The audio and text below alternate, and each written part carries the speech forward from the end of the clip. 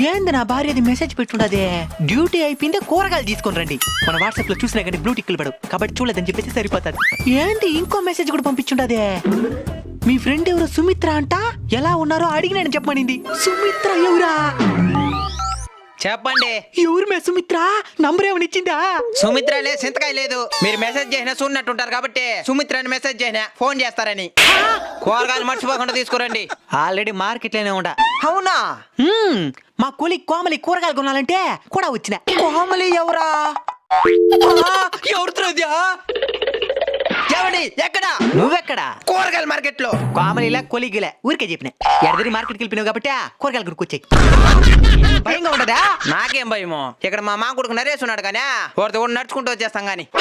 కొంపలు కుల్లరైపోయి మరకూడదా? ఎవడండి నరేసా? నరేష్ లేదు, సురేష్ లేదు, ఊరికడ చెప్పినే.